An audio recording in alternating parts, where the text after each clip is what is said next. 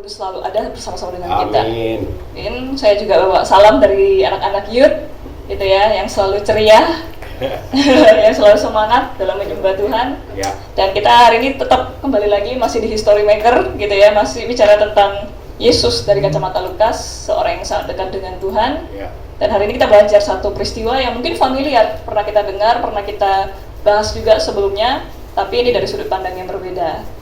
Nah, saya akan kasih judul Percaya Yesus Tengah Angin Ribut. Boleh next. Bagaimana sih reaksi kita ketika ada angin ribut gitu ya? Ini PowerPoint-nya udah cukup menggambarkan ya. Kalau tiba-tiba ada angin, terus gimana nih? Ada yang mungkin nutup, ada yang payungnya sampai kebalik gitu ya. Nah, bagaimana dengan kita?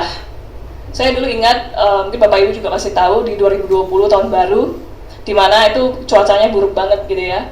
Saya kebetulan lagi di luar kota, terus mau balik ke Jakarta pada tanggal itu, kena delay terus 3 kali gitu karena cuaca buruk, banjir di mana-mana. Itu jadi kayak Halim Perdana Kusuma full banjir, kemudian Pangkalan Bluebird katanya juga tenggelam gitu ya, terus kemudian Mall Taman Anggrek juga mati. Jadi rasanya tuh takut gitu ya, waduh gue bisa pulang nggak ya? Kalau nanti di dalam pesawat goncangan-goncangannya seperti apa gitu. Karena kita tahu ya bagaimana angin ribut itu. Kita sering baca berita, kita sering nonton di Instagram gitu misalnya.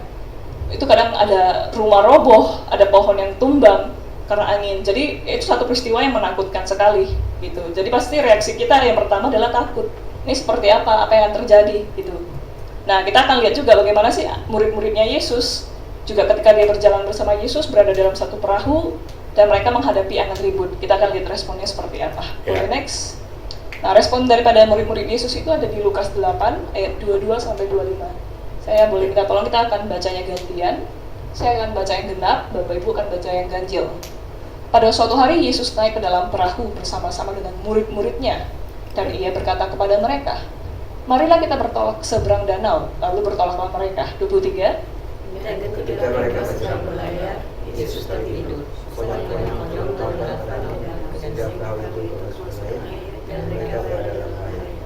Maka datanglah murid-muridnya membangunkan dia. Katanya, guru, guru, kita binasa. Ia pun bangun, lalu menghardik angin dan air yang mengamuk itu, dan angin dan air itu pun reda dan danau itu menjadi teduh. 25. Lalu katanya kepada mereka, di manakah percayaan saya? Maka takutlah mereka dan heran. Lalu berkata seorang kepada yang lain, siapa orang ini? Sehingga ia memberi perintah kepada angin dan air dan air. Boleh next. Next itu ada ilustrasi ya. Itu di mana Yesus dan ke-12 muridnya sedang menghadapi angin ribut. Kedua muridnya Tuhan ini adalah orang yang sangat dekat, kemana-mana Yesus melayani mereka selalu ada. Ya, mereka selalu menghabiskan waktu bersama dengan Tuhan, dan mereka melihat bagaimana Tuhan ini mampu melakukan banyak mukjizat di depan mata mereka. Gitu ya.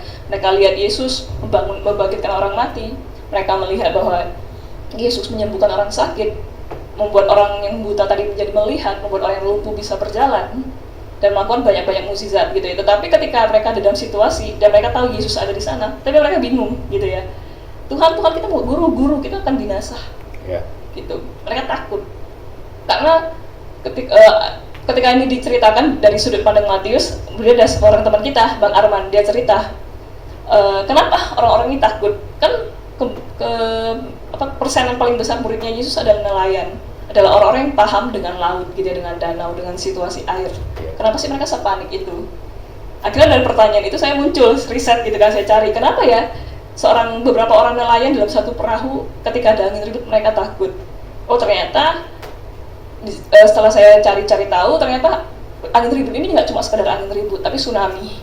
Jadi ada gempa, ada gelombang yang sangat tinggi, dan kita tahu bagaimana mengerikannya tsunami karena pernah terjadi juga di Aceh gitu kan. Dan kita bisa lihat pada waktu itu berita-berita yang masuk adalah berita-berita yang menyeramkan, yang sangat membuat kita takut gitu ya. Kita bisa lihat banyak orang akhirnya kehilangan banyak hal, kehilangan rumah, kehilangan keluarga. Ada mungkin orang sampai hari ini dinyatakan hilang karena nggak tahu dia kemana, tergulung ombak dan sebagainya. Dan tentunya itu bukan satu pengalaman atau satu peristiwa yang tadi menenangkan, justru menakutkan gitu. Dan murid-murid ini juga lakukan seperti itu. Gitu, ketika mereka takut, sekalipun mereka profesinya adalah seorang nelayan, mereka juga bingung bagaimana nih Tuhan. Dan udah kita bangunin Yesus aja. Dan mereka nggak sampai dulu masalahnya apa gitu ya. Yesus, kalau kita mungkin Tuhan ini aku lagi ada masalah nih, Tuhan ini ada angin ribut gimana ya Tuhan. Yang mereka lakukan adalah guru, kita mau binasa, kita binasa gitu. Dan makanya Tuhan itu di cerita ini, di Lukas ini, berdiri, dia bangun, dia hardik, tenang. Ketika air sudah tenang, baru Tuhan tanya, kenapa kamu kurang percaya? Itu, dan itu seringkali terjadi dalam hidup kita. Itu ya, ketika kita kena angin ribut, ya kita angin ribut ini bisa bicara tentang permasalahan kita, pergumulan kita, kesulitan, ketakutan, ketidakberdayaan kita. Dan kita bingung, kita hanya bisa minta tolong Tuhan, kita udah mau mati deh Tuhan, aduh awak gawat Tuhan, mati deh saya. Gitu. Tapi Tuhan lakukan bagiannya. Setelah itu Tuhan tanya, kamu kenapa seperti itu? Kenapa kamu nggak percaya dengan apa yang sudah aku kerjakan dalam hidup? Gitu ya. Beberapa orang mengkritik murid-murid Yesus, tapi saya mensupport gitu ya, karena mereka tahu respon pertama mereka nggak mengandalkan diri mereka. Mereka nggak sibuk mungkin bikin bendera kayak bikin apa gitu ya. Mereka cuma langsung datang kepada Yesus. Itu satu respon yang juga baik gitu. Ketika kita punya masalah, kita tahu kemana kita harus cari pertolongan gitu ya. Apakah kita cari pertolongan kita ke murid-murid, ke teman-teman kita yang lain, Amin, atau kita kepada guru kita yang sejati, yaitu Tuhan Yesus. Boleh next? Nah, kita akan bahas apa sih yang kita bisa pelajari dari tadi Lukas 8 ayat 22-25. Boleh next lagi? Mengizinkan Tuhan masuk dalam perahu atau hidup kita. Jadi Yesus ini sekali lagi adalah seorang pribadi yang sangat powerful, tapi Yesus adalah pribadi yang sangat gentle dan sopan. Gitu ya, Yesus akan bekerja dalam hidup kita sejauh mana kita mengizinkan Dia bekerja dalam hidup kita. Karena bagaimana Dia bekerja dalam hidup kita tidak tergantung pada seberapa kuasanya Tuhan, tapi seberapa besar kerendahan hati kita, seberapa besar keinginan kita, kerinduan kita untuk diisi dan dipakai Tuhan. Amin. Karena Tuhan juga lakukan gitu ya, di tempat lain Tuhan melakukan banyak hal. Banyak hal-hal yang luar biasa, tetapi di Nazaret, di kampungnya sendiri Tuhan nggak bisa lakukan apa-apa. Kenapa? Karena orang tidak percaya bahwa Dia adalah Tuhan. Gitu ya, di mata teman-teman di mata orang-orang Nazaret, Yesus ini cuma anak seorang tukang kayu, anaknya Yusuf, anaknya Maria, bukan siapa-siapa. Karena mereka tidak percaya dan mereka tidak mengizinkan Yesus bekerja dalam tempat mereka nggak bisa ngalamin apa-apa. Amin. Dan itu ada ditulis di Markus 6 ayat 5 mengatakan, Ia tidak dapat mengadakan satu mukjizat pun di sana, kecuali menyembuhkan beberapa orang sakit dengan meletakkan tangannya atas mereka. Kita tahu Yesus sangat powerful, kita tahu Yesus melakukan banyak hal, tapi di Nazaret pada waktu itu Dia nggak bisa lakukan apa-apa. Bukan karena Dia tidak kuat, bukan karena Dia tidak powerful, tapi orang Nazaret tidak melihat Dia sebagai Tuhan yang dahsyat. Jadi poin yang pertama, kita harus izinkan dulu Tuhan masuk dalam perahu atau dalam hidup kita. Setiap daripada kita sama gitu ya, kita ada di perahu kita masing-masing, dan arah tujuan kita tuh harus kemana, kita harus tahu itu gitu. Dan kita taruh Tuhan nggak, kita ajak Tuhan nggak, kita undang Tuhan nggak untuk ada dalam perahu kita. Jangan kita marah-marah, kita merasa Tuhan tidak sayang dengan kita, tapi kita nggak pernah ajak Tuhan dalam perahu kita dan hidup kita. Atau bagaimana posisi Tuhan? Tuhan mungkin ada di situ, ada dalam hidup kita, tapi kita tidak pernah secara aktif meminta pertolongan Tuhan, secara aktif hidup dekat dengan Tuhan. Sehingga ketika ada masalah, kita merasa Tuhan tidur, kita merasa Tuhan nggak melihat penderitaanku, Tuhan nggak melihat kesusahanku. Kita mencari-cari Tuhan di sebelah mana, kok Tuhan nggak adil, kok Tuhan nggak seperti itu. Baiklah, kita menjadi refleksi buat hidup kita. Tuhan ada nggak dalam perahu kita, dalam hidup kita? Dan Tuhan tertidur atau tidak? Itu di dalam hidup kita. Oke, poin yang kedua. Nah, ada Yesus bukan berarti hidup kita tidak ada gelombang atau masalah. Seringkali orang-orang cerita gitu ya, oh ikut Tuhan itu enak, ikut Tuhan itu berkat melimpah, hidup sehat, semuanya baik gitu ya. Tapi di dalam perjalanan ikut Tuhan ya kadang nggak semuanya baik gitu, nggak semuanya enak. Tapi semua itu Tuhan izinkan terjadi, karena kita akan dipakai luar biasa, kita akan bertumbuh dengan sangat dahsyat. Kita bisa lihat dari tokoh-tokoh di Alkitab gitu ya.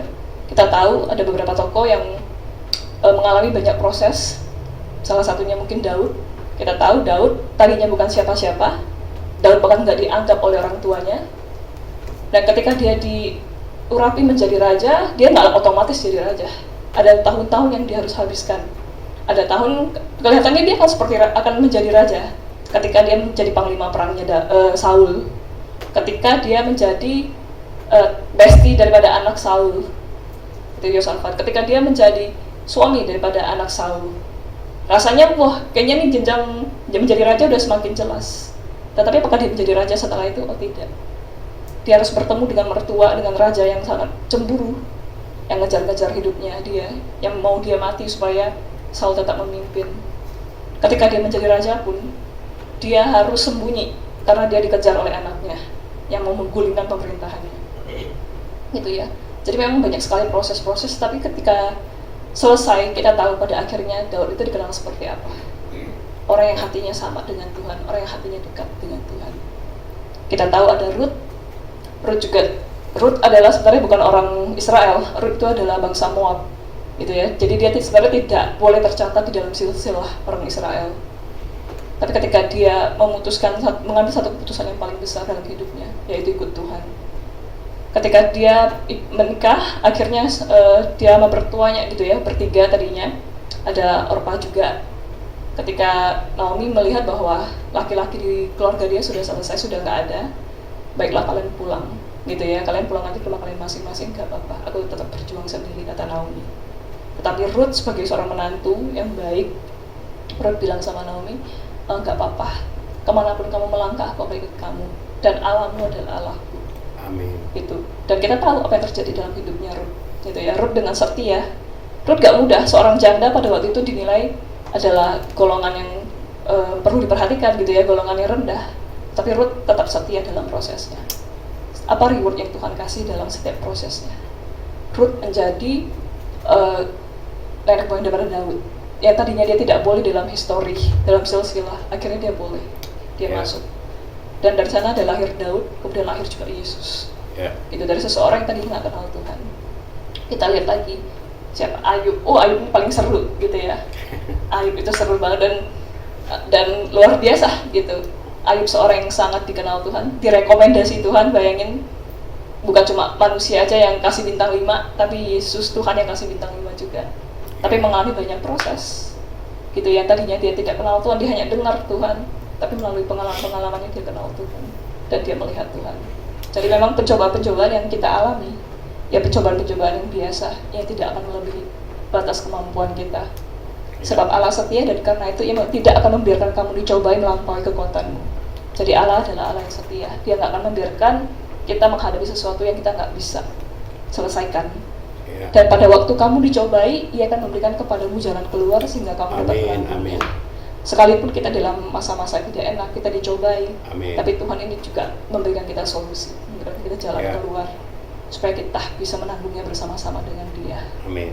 Itu ya. Jadi Yesus bukan bicara tentang hal-hal yang baik, tetapi juga ada hal-hal yang tidak baik yang berujung dengan baik. Karena apapun itu kita percaya. Gitu ya. Kita orang percaya adalah kita melihat bahwa segala sesuatu Tuhan izinkan terjadi. Tapi untuk segala yang baik, karena Allah turut bekerja untuk mendatangkan kebaikan dalam hidup kita. Amin. Mungkin kita pernah salah jalan, mungkin kita pernah kehilangan, tetapi Tuhan selalu peduli sama kita dan Tuhan selalu mau kita balik. Gitu. Jadi ya jalan sama Tuhan mungkin gak selalu rata, gak selalu penuh dengan bunga-bunga dan pelangi, tapi ada satu yang luar biasa adalah penyertaan Tuhan. Satu hal yang menarik kita juga bisa lihat dari Daud. Daud penulis Mazmur, Daud orang yang sangat dekat dengan Tuhan. Di dalam kerajaannya yang super megah dan di dalam gua ketika dia ditinggal sendirian, responnya tetap sama. Tuhan adalah perlindunganku. Tuhan adalah benteng pertahananku. Gitu ya. Jadi kita harus punya hati yang seperti Daud itu tadi.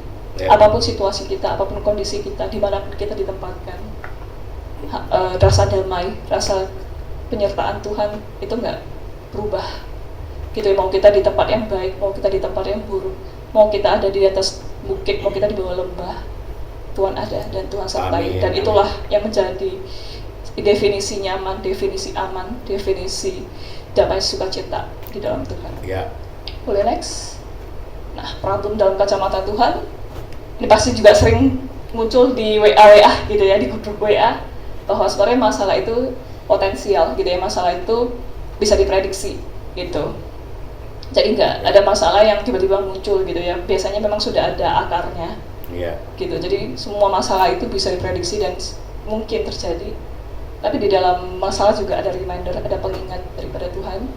Gitu ya. Ada ketika kita kena masalah, biasanya kita rajin sekali beribadah, gitu ya, kita rajin berdoa, gitu ya. Dan itu biar menjadi pengingat untuk setiap kita untuk ingat lagi kepada Tuhan. Sama seperti tadi. Kalau airnya tenang-tenang, apakah mereka akan datang kepada Yesus? Mungkin tidak. Tetapi begitu anginnya ribut, mereka langsung cari Tuhan. It's a reminder, opportunity di dalam permasalahan juga ada nama kesempatan untuk menjadi lebih baik gitu ya. Ketika kita mengerti ada masalah seperti ini, kita fokusnya kemana? Kita fokus pada penderitaan kita fokus pada masalah kita, atau kita fokus kepada Tuhan? Pasti sulit, karena kita adalah manusia yang cenderung melihat apa yang ada di depan mata kita gitu ya. Dan kadang ketika kita melihat kesusahan itu, kita hanya fokus, kita lupa kita punya Tuhan yang dahsyat. Amin. Tapi biarlah ketika kita punya masalah, kita ambil itu sebagai kesempatan, kita kenal Tuhan lebih dalam lagi, kita belajar untuk mengerti apa isi hati Tuhan, kita belajar apa sih yang Tuhan ingin sampaikan. Kemudian di dalam masalah itu ada blessings, ada berkat. Ini juga mungkin nggak akan terlihat di hari H gitu ya, pada saat kejadian. Tetapi ketika kita sudah berlalu, ketika kita sudah dibawa Tuhan menang akan permasalahan kita, dan kita lihat ke belakang, oh iya ya, kalau ada pengalaman ini aku jadi ngerti kenapa Tuhan seperti ini. Dan itu adalah berkat yang bisa kita bagikan juga bagi orang lain. Kemudian setelah ada berkat, ada lesson, ada pembelajaran. Gitu ya, setiap masalah harus membuat kita belajar. Kita harus belajar dari masalah-masalah yang kita hadapi. Gitu, karena hari ini mungkin kita menangis tadi, hari ini mungkin kita mengeluarkan air mata gitu ya, karena permasalahan ini, karena problem ini. Tetapi one day ketika kita sudah menang bersama Tuhan, itu akan menjadi mata air bagi orang lain. Haleluya. Jadi ketika ada orang lain yang menghadapi hal yang sama, kita udah tahu, aku belajar nih soal ini, aku belajar nih tentang ini, dan aku pernah mengalami apa yang kamu alami, dan aku bisa menang bersama-sama dengan Tuhan. Demikian juga kamu. Haleluya, benar. Ya, yang penting kita sertai gitu mereka dalam menghadapi masalah mereka. Problem itu everywhere, di mana aja gitu ya. Jadi tidak ada satu tempat pun yang luput daripada masalah. Selalu akan ada dan terjadi di mana aja, kecuali kita udah selesai gitu ya. Jadi permasalahan akan selalu ada dan bisa terjadi di mana saja. Jadi itu bukan sesuatu yang membuat kita takut, tetapi sesuatu yang harusnya membuat kita bertumbuh lebih dahsyat lagi. Kemudian M, message from God. Jadi memang ada sebuah pesan daripada Tuhan. Ketika kita punya permasalahan, ya kita harus tanya sama Tuhan. Tuhan, kira-kira apa sih yang Tuhan ingin sampaikan melalui ini? Gitu ya. Kira-kira aku bisa belajar apa? Kira-kira apa ya yang bisa aku pegang gitu di dalam permasalahanku ini? Dan kemudian solvable. Jadi semua masalah itu ada jalan keluarnya. Semua masalah itu bisa diselesaikan. Amin. Gitu ya. Mungkin nggak langsung selesai pada waktu itu juga, tetapi pasti ada jalan keluar. Karena tadi Tuhan sudah bilang, gitu ya. Jika kamu sedang mengalami percobaan, aku adalah Allah yang setia dan aku akan membantu kamu supaya memberikan kamu jalan keluar supaya kamu dapat menanggung. Oke, boleh next. Datang kepada Yesus dan jangan takut. Gitu ya. Jadi setiap gelombang dalam hidup kita, tadi mungkin masalah-masalah kecil, adalah sebuah sarana untuk mengenal Dia. Kadang kita memang harus disentil dulu gitu ya, baru kita bisa melihat bahwa Tuhan itu ada. Karena kita mungkin terlalu nyaman dengan keasikan, terlalu asik dengan kenyamanan kita, terlalu enak, terlalu hidup tenang gitu ya, sampai kita lupa. Nah, setiap gelombang, setiap masalah, setiap kerikil membawa kita kepada Tuhan.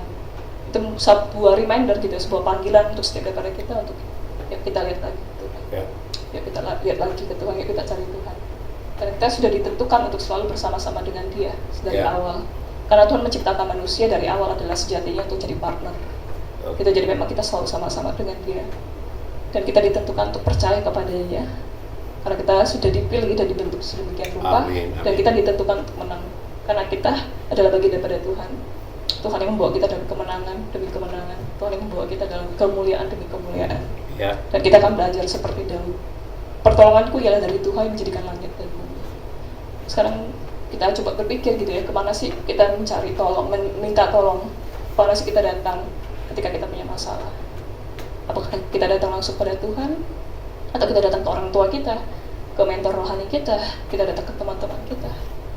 Manusia punya potensi untuk mengecewakan. Dan itu saya selalu sampaikan untuk anak-anak itu juga. Kalian kalau mau berharap sama Tuhan. Karena manusia, sekali lagi, sebaik-baiknya kita juga pasti akan mengecewakan. Mungkin tanpa kita sadari, mungkin tanpa kita bermaksud. Tapi kita punya potensi untuk mengecewakan kalian. Kalau kalian mau terpengharapan, taruh sama Tuhan. Kalau kalian mau minta pertolongan, minta sama Tuhan. Kita bisa jadi channelnya Tuhan, tapi kita bukan Tuhan. Gitu ya, kita nggak bisa senantiasa menolong kamu. Yang bisa adalah Tuhan. Amin. Gitu. Tuhan bisa pakai saya, bisa pakai orang lain.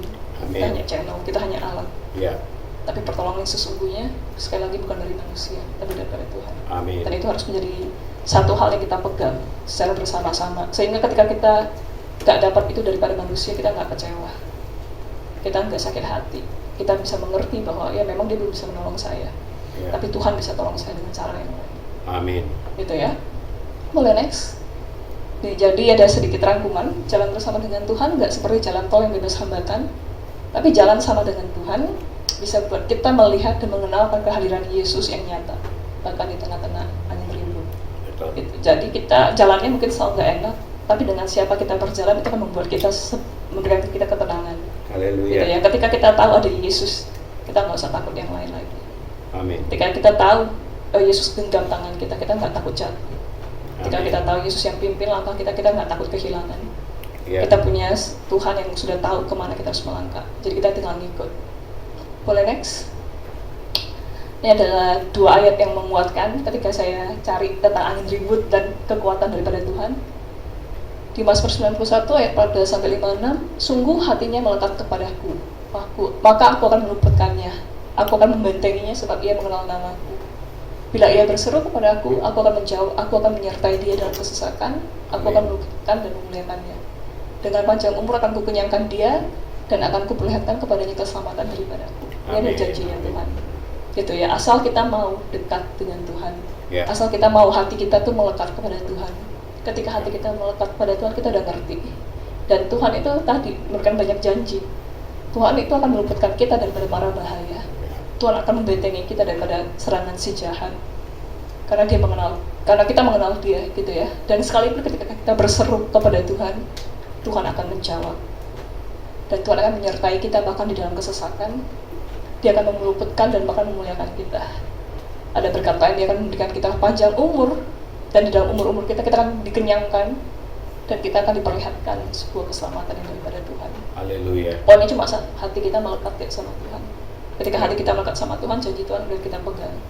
Dan Tuhan yang kita sembah adalah Tuhan yang nggak suka PHP gitu ya, nggak suka kasih janji-janji palsu. Tapi janjinya Tuhan cuma iya dan amin.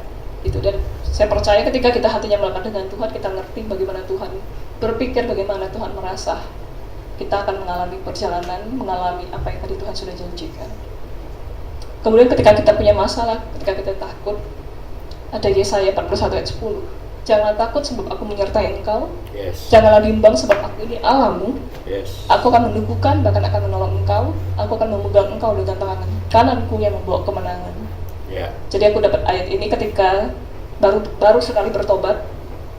Jadi nggak ngerti juga baca Alkitab seperti apa. Tapi pada waktu itu saya harus ngobrol gitu dengan keluarga saya bahwa saya sudah beda agama. Gitu. Kalau kita udah dilawat Tuhan, itu memang rasanya kita nggak bisa tahan lagi gitu ya. Kita rasanya pengen menceritakan. Gitu. Dan saya pikir ketika saya udah dibaptis dan saya dapat sertifikat baptis ya, saya rasanya seperti perempuan Samaria gitu ya. Mungkin dia malu dulunya, tapi begitu dia kenal Tuhan, dia akan ceritain ke kemana-mana. Dan itu yang saya rasakan pada waktu itu. Tapi di sisi lain saya takut. Gimana nih kalau nanti keluarga saya tahu kalau saya udah pindah agama, gimana kalau mereka nggak mau lanjutin studi saya dan segala macam ketakutan saya, gimana kalau saya diusir dari rumah, karena saya tahu gitu kan, pengharapan keluarga saya kepada saya itu besar sekali, untuk nyembayangin orang tua saya, untuk nyembayangin nenek saya gitu. Terus ketika saya bilang, aduh Tuhan, saya mesti seperti apa ya Tuhan, dan saya iseng-iseng buka Alkitab, simsalabim keluarlah ayat ini, dan saya percaya Tuhan bisa ngomong dengan cara apapun. Gitu ya, sekalipun mungkin cara saya ngasal pada waktu itu, tapi saya menemukan jawaban daripada Tuhan. Tuhan bilang, kamu gak usah takut, kamu gak usah bingung. Aku ini Allahmu, aku akan menyertai kamu, dan aku akan membawa kamu ke dalam kemenangan. Setelah dengan ada ayat ini, saya merasa ada penungguan daripada Tuhan. Saya berangkat, saya ngobrol sama keluarga besar saya, bahwa saya udah gak Buddha, saya sekarang udah Kristen, saya udah ikut Tuhan. Apakah langsung saya merasakan kemenangan pada waktu itu? Ya nggak juga sih, gitu ya. Saya tetap diomelin, tetap dibilangin durhaka, tetap dibilang nggak tahu diri. Lo udah dibayarin makan, dikasih sekolah, dikasih kehidupan yang baik, tapi ini hasilnya gitu. Kayak, sepertinya sia-sia membesarkan kamu dan sebagainya. Tapi ya menurut saya ini ada pilihan hidup gitu ya, dan saya percaya pada Tuhan akan jagai. Yang penting pada waktu itu respon saya nggak respon marah balik, saya cuma diam, saya cuma iya aja. Dan pada tahun keempat saya mengalami kemenangan itu. Akhirnya keluarga saya bisa menerima saya seutuhnya bahwa saya sudah berbeda. Dan ketika harus ada ziarah gitu, ada cengbeng gitu ya, di mana kita harus sembahyang, Keluarga saya juga udah dia udah pindah Kristen, udah nggak apa-apa. Yang penting dia hidupnya nggak aneh-aneh. Dan saya merasa mendapatkan kemenangan ketika 4 tahun saya dibaptis. Gitu. Dan prosesnya lama, prosesnya mungkin nggak enak. Tapi saya percaya ketika saya ngandelin Tuhan akan bantu lembutkan hati mereka dan bisa menerima saya. Haleluya. Puji Tuhan sampai hari ini, setelah tahun keempat lah ya, semuanya sudah baik, semuanya sudah baik. Haleluya. Dan saya percaya juga Tuhan bisa menolong kita, apapun ketakutan kita, apapun masalah kita. Boleh next?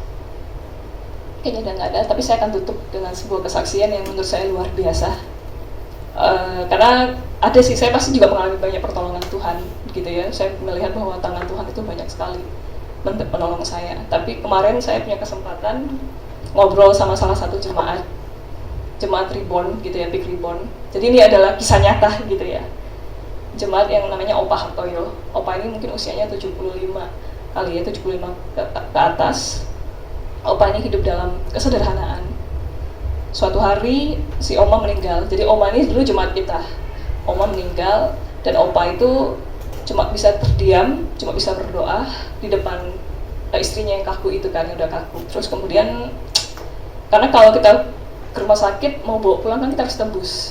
Kita harus tembus dan dia nggak punya uang. Waktu itu 60 juta. Dia mau kumpulin uang, dia cuma punya 10 juta, masih kurang 50. Jadi dia coba duduk, dia coba berdoa, aduh gimana ya, aku pengen keluarin kamu dari sini. Kamu udah cukup sakit lah, dengan operasimu, dengan segala macam. Tapi aku nggak punya uang. Gimana ya, Tuhan, aku nggak mau lama-lama di sini Tuhan. Tapi aku nggak bisa tebus istriku. Gimana ya? Itu kan kejadian di rumah sakit. Terus nggak lama ada bapak-bapak gitu, ada koko-koko datang, dia lagi bawa papanya berobat. Kemudian dia tergerak, dia lihat Opa. Terus pas bapaknya berobat gitu ya kan, dia kan nganggur, terus dia ngobrol sama Opa. Halo Pak, katanya gitu kan, iya, kata Opa. Terus kalau saya boleh tahu kenapa ya Bapak di sini, kata dia. Ini apakah mau dibawa atau seperti apa gitu kan. Kemudian Opa cuma bilang, iya saya mau bawa pulang istri saya, tapi saya nggak bisa karena saya nggak punya uang untuk nebus ke rumah sakit. Emang berapa Opa, ditanya. Dia bilang 60 juta. Ya Opa di satu sisi, lalu pasti nggak mungkin bantulah gitu ya, hatinya sebagai manusia. Mana ada sih orang asing yang dengan baik hati kasih 60 juta gitu untuk menolong saya. Tapi Opa udahlah kasih tahu aja gitu kan, iya 60 juta. Terus bapak-bapak koko-koko ini bilang, Opa, kalau hari ini saya nggak punya uangnya, tapi kalau Opa mau besok ya saya bayarkan. Sopanya kayak, hah? Gitu kan, mas kayak, masa iya sih gitu kan? Atau nggak, Opa punya keluarga nggak? Kalau Opa punya keluarga, keluarganya ditahan dulu gitu di administrasi rumah sakit, ini tetap jalan. Terus ya Opa ya udah nothing tulus gitu ya, udah mungkin ya udahlah, ya udah boleh saya punya keluarga. Akhirnya ponakannya Opa bermalam di rumah sakit itu, si Oma bisa dikeluarin gitu. Dan besoknya si Bobo itu datang lagi ke rumah sakit dan tebus gitu. Terus kemudian ketika udah dibawa pulang kan mau disemayamkan gitu kan ke rumah duka. Sekali lagi rumah duka juga nggak gratis ya, rumah duka juga perlu administrasi gitu kan. Jadi udah bawa ambulans segala macam, nyampe rumah duka nggak bisa masuk karena memang harus ada administrasi dulu diselesaikan. Ditanya lagi berapa, 3 hari sekian, oh 33 juta. Opa juga kembali mikir, waduh, dia cuma punya uang 10 juta, 23 juta lagi dari mana gitu ya. Dia mau minjem pun juga udah mepet gitu ya, karena udah benar-benar di depan rumah dukanya. Akhirnya koko tuh ngikut sampai rumah duka. Terus dia lihat kenapa berhenti. Opa jelasin lagi, ini ada biaya administrasi yang harus saya selesaikan sebelum ini bisa masuk. Emang berapa? 33. Oh ya udah, saya selesai. Opa masuk, Opa atur semuanya, saya di sini, saya bayar. Bapak-bapak itu nggak pernah terlintas dalam hidup Opa bisa ketemu gitu ya. Itu bukan keluarga Opa, bukan saudara Opa, bukan teman Opa, bukan kerabat Opa. Yeah. Opa sampai hari ini melihat itu sebagai malaikatnya Tuhan. Itu dia bilang, karena kan pertama kali dia cerita, saya pernah ketemu malaikat Tuhan. Di pikiran saya itu adalah malaikat yang bersayap gitu-gitu ya kan. Oh keren banget Opa. Iya, ketika diceritakan, oh ternyata malaikat adalah orang yang Tuhan pakai. Gitu. Haleluya. Dan setiap kita bisa jadi malaikat bagi orang lain. Gitu. Dan ketika saya dengar cerita Opa gitu ya, saya cuma bisa gila, Tuhan itu luar biasa ya. Ya. Tuhan itu ngerti banget kalau kita lagi susah, Tuhan itu ngerti banget kalau kita lagi Amin. Dan Tuhan akan cukupkan dengan berbagai cara. Opa nggak pernah terpikir gitu ya, apalagi kita gitu ya, ketika aku dengar cerita Opa, kayak ya kalau mau bantu opa paling kita bisa bantu berapa sih gitu ya kan.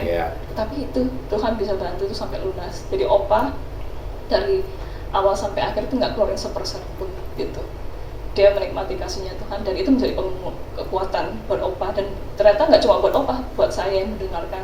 Dan itu menjadi satu kekuatan buat saya, dan saya juga rindu untuk bagikan ke Bapak Ibu. Haleluya. Supaya Bapak Ibu juga mengerti bahwa Tuhan yang kita sembah adalah Tuhan yang hidup. Amin. Tuhan yang gak tidur, Tuhan yang bahkan juga mengerti jauh lebih dalam daripada kita tahu. Amin. Dan memenuhi setiap kebutuhan kita daripada yang kita tahu kita butuhkan. Itu ya, jadi saya akan tutup dengan itu. Kalau saya boleh simpulkan, saya boleh katakan lagi, apapun situasi kita, apapun kondisi kita saat ini, kita punya perang salibnya masing-masing, kita berada di perahu kita masing-masing, gak apa-apa gitu. Tapi yang paling penting adalah kita punya Tuhan yang senantiasa sertai kita. Saya boleh undang pemusik dan tim pelayanan depan. Saya akan tutup dalam doa. Mari kita bersatu dalam doa. Tuhan Allah bertata dalam kerajaan surga, sungguh kami ucap syukur ya Tuhan untuk hari ini, di mana kami boleh Tuhan mendengar sebagai pada firman-Mu, dan kami boleh diingatkan bahwa Engkau Allah yang setia,